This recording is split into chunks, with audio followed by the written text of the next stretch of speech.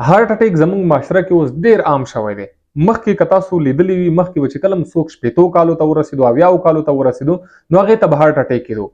اوس که تاسو وګورئ داسې خلک به وي چې هغه د 40 کالو وي، هغه د 13 کالو وي، هغې ته هارت اټیک کېږي. هارت اټیک سیوا ولې شو زموږ معاشره کې او څوک خیال ولې نه ساتي؟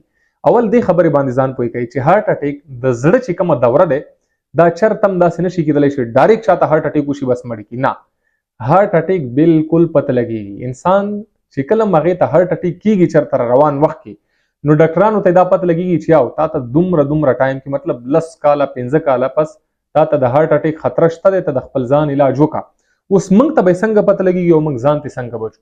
اول خو دې باندې ځان پوه کوي چې هارت اټیک وي څنګه او کېږي څنګه.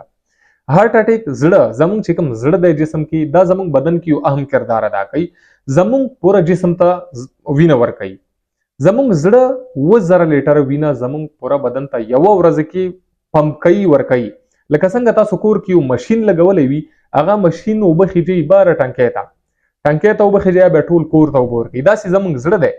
زموږ زړه چې کوم پیپړې دي، پیپړو نه اکسیجنیټډ اکسیجن نه ډکه وینه راځي زړه ته راځي، بیا زړه پمپ کوي پوره بدن ته، زموږ لاسونو ته، زموږ خپو ته، زموږ سر ته، ټول بدن ته دا وینه ورکوي. لکه څنګه یو ګاډی یو موټر چې درته په تیلو باندې چلیږي، داسې زموږ پوره بدن په وینه باندې چلیږي. دا وینه ورکوي څوک؟ زموږ زړه دا وینه ورکوي. اوس که د څه وجوهاتو باندې چې د زړه کوم ولونه دي، هغه ولونه چې هغې ته موږ کورونري آرټري وایو، غټ ولونه دي، که هغه چرته هم پوره بلوک شوه، چې کله بلوک شوه نو د زړه یو طرف بیا مړ کېده شروع کړي، نو دې وخت کې بیا څه شی کېږي؟ موږ ته هارت اټیک وشي. بیا وایي چې هارت اټیک ورته وشو، نو دې وخت کې بیا موږ ته هارت اټیک کېدلی شي. اوس چې کله هم چاته هارت اټیک وشي یا هارت اټیک نه مخکې، هغې ته به د دې سمپټم یا د دې علامات په سره وځي چې او دې ته اوس هارت اټیک کېږي.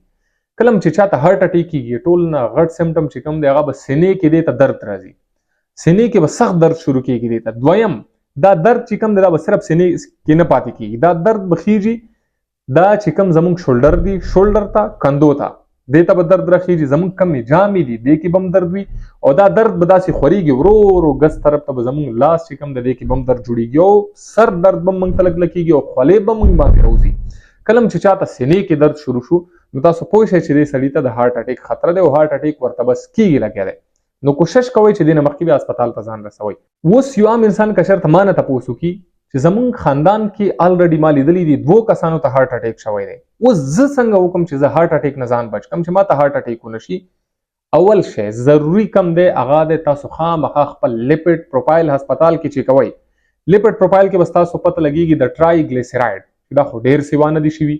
تاسو د کولیسټرول پته به لګېږي چې دا خو ډېر سیوا نه دي شوي. اوس که د چا کولیسټرول سیوا وي هغه تاسو وایي چې موږ کموو، دغه په باره کې زموږ یوټیوب چینل کې ډیټیل سره ویډیو پراته دی چې موږ به کولیسټرول څنګه کموو. دې کې دویم دی بلډ پریشر. بلډ پریشر خامخا کوشش کوئ چې خپل بلډ پریشر نورمل ساتئ. که د چا هم بلډ پریشر های کېږي نو کوشش کوئ چې خپل بلډ پریشر کنټرول کې وساتئ. بلډ پریشر باندې موږ پوره ډیټیل سره ویډیو جوړه کړې دی، هغه تاسو لیدلی شئ. بل د انزایټي او ډپریشن سټریس، داسې ځایونه چې هغې کې تاته سټریس ملویږي، انزایټي او ډپریشن درته ملویږي، داسې ځایونو نه کوشش پرهیز کوئ چې داسې ځایونو ته بالکل هم مه ځئ.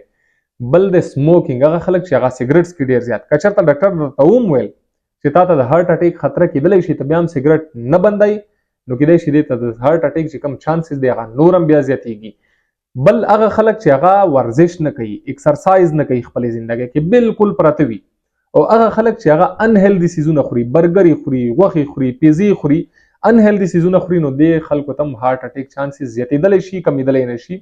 نو کوشش کوئ چې ځان بچ کول څنګه دي هارت اټیک نه. اول خو لیپټ پروفایل چې ما کوم درته وویل دا خامخا چیک کوئ، ټرایګلیسرایډ دي، کولیسټرول دي، وزن چرته هم زیات مه پرېږدئ. که د چا وزن زیات وي نو د هغې هم چانسز زیاتېږي د هارت اټیک چې هغې تر روان وخت کې هارت اټیک کېدلی شي. اوس هارت اټیک داسې نه دی چې تا ته یو ټک کې وشي. هارت اټیک د کوم ولونه چې دي که نه دا اول لږ بند شي. مطلب که موږ ووایو چې 50% زموږ ولونه بند شوي دي، نو 50% پاتې دي، نو دا تقریبا 10 کاله اخیستی شي، 20 کاله اخیستی شي. نو چې پوره بندېږي انسان ته پکار دا دی چې هغه نه مخکې ځان ته علاج وکړي. دا ایزیلی چیک کېدلی شي، او پکار دی چې هر یو سړی دا چیک کړي.